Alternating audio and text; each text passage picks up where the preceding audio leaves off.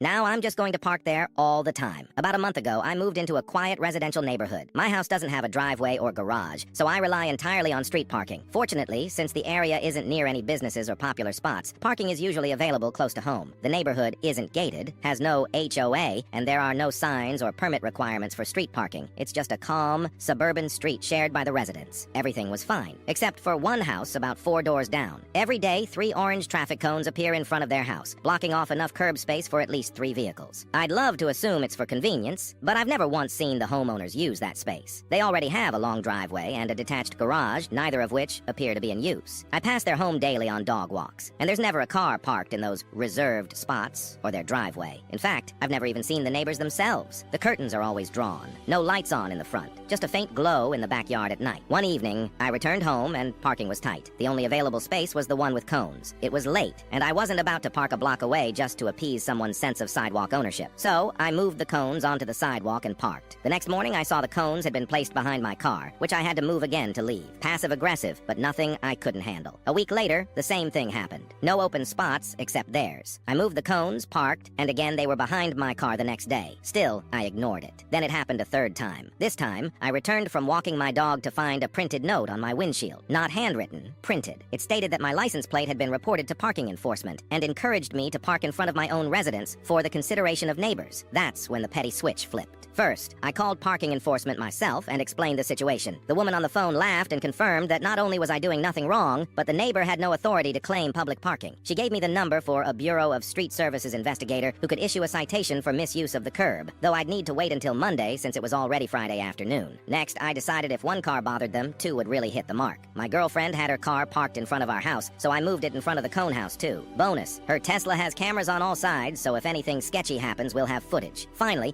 I started considering a longer-term plan. If citations don't happen or they continue this nonsense, I'm seriously thinking about buying the oldest, ugliest car I can find, registering it as non-operational, and legally parking it in front of their house indefinitely, a rolling eyesore to match their behavior. There's no logical reason they'd want the street in front of their home to remain empty. It's not a high-traffic area. They don't use the space themselves. No one's fighting for parking, and there are no nearby businesses drawing random cars. The only explanation is that they enjoy the appearance of an unobstructed curb and believe they're entitled to it. But that's not how public property works. I've been courteous, I've parked elsewhere when possible, but when they try to lay claim to something they don't own, then get passive-aggressive when challenged, the gloves come off. Now, when I see those cones, I don't hesitate. I move them, I park, and I smile. And if they want to keep pushing it, I'll make sure that stretch of curb stays occupied for a long, long time.